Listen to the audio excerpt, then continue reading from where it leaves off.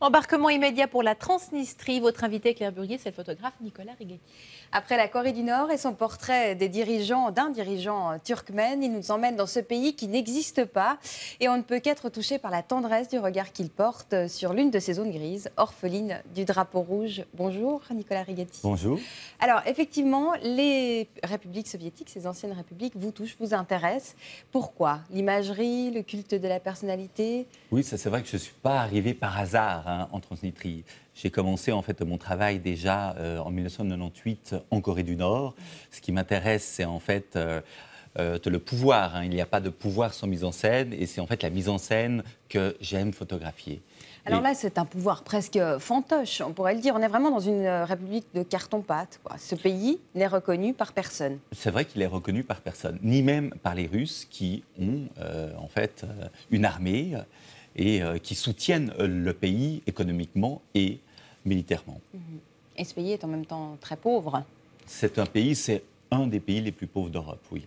Alors, si vous le voulez bien, on va découvrir quelques-unes de vos photos dans ce sujet signé Anne Marceul avant de reparler de la Transnistrie.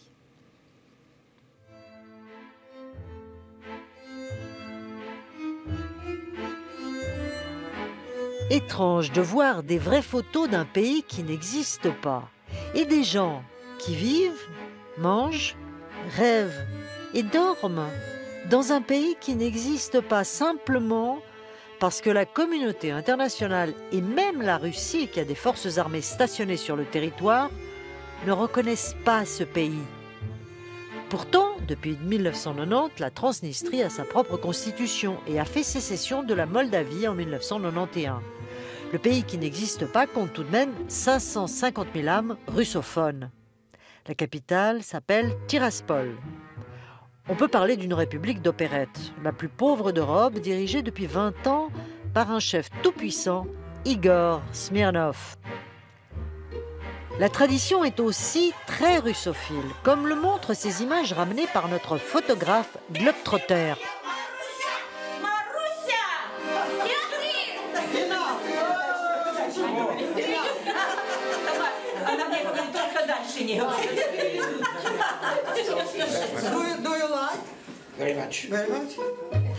Nicolas Righetti a fait 5 voyages entre 2010 et 2013 pour réaliser ce travail photographique et son intérêt a visiblement été apprécié.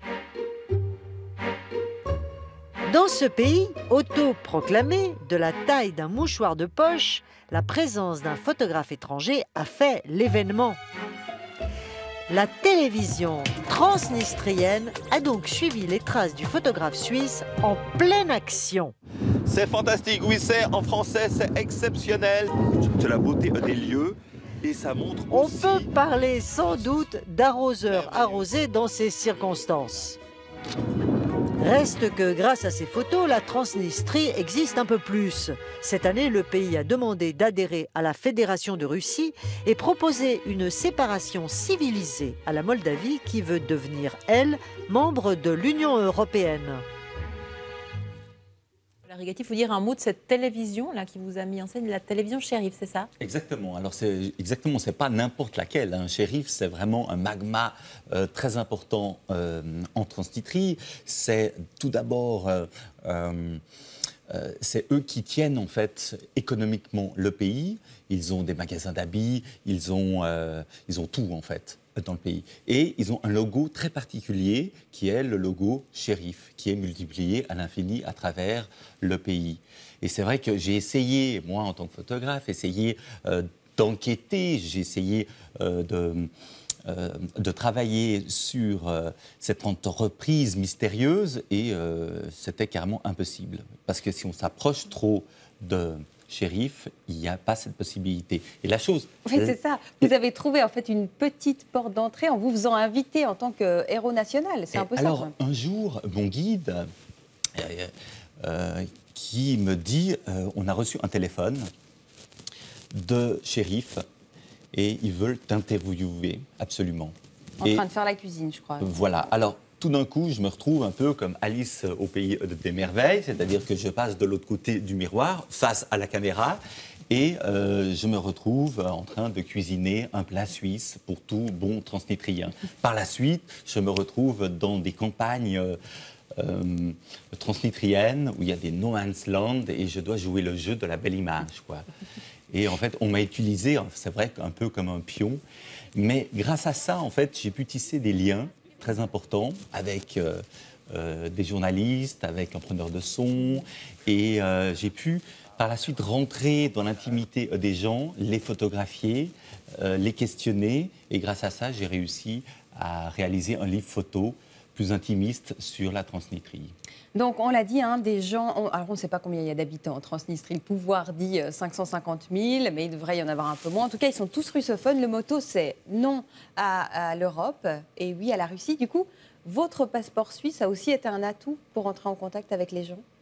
Oui, tout à fait. De temps en temps, en tout cas, les politiciens comparent la Transnistrie avec la Suisse, petit pays ne faisant pas partie de l'Europe, ne faisant pas partie de l'OTAN. Donc, il y a une espèce de rêve. Et quand j'étais pour les élections en fin 2011, et quand le nouveau président, M. Ševčík, a réussi à battre à plat de couture le dernier dictateur, un des derniers, Smirnov. J'ai eu plusieurs entretiens avec lui et il me disait mon rêve pour moi, c'est que la Transnistrie devienne le 27e canton de la Suisse. C'est quand même dingue. Vous avez rencontré d'ailleurs, donc on voit hein, les visages de ces gens chez qui vous avez pu aller, des gens de... Voilà, des Transnistriens normaux. Il y a aussi des personnages hauts en couleur que vous avez rencontrés dans ces voyages.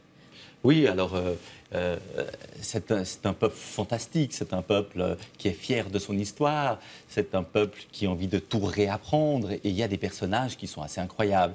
Comme, prenons l'exemple de Dimitri Swen, qui était dans le gouvernement et il m'invite. C'était un personnage très intéressant parce qu'il parlait bien anglais. Hein. Les gens ne parlent pas anglais, ça reste quand même un pays fermé, tout est russe, on pense russe, on rêve russe.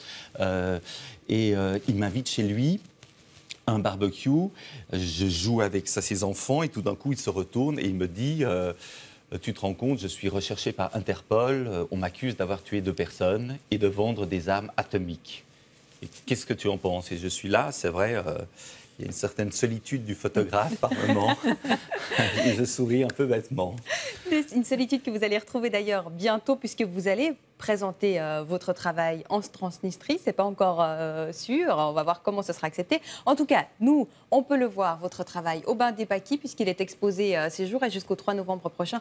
Et puis le livre est très très beau. Il s'appelle donc Transnistrie, ce pays qui n'existe pas. Et c'est paru chez Fabre. Merci beaucoup Nicolas Righetti. Merci à vous.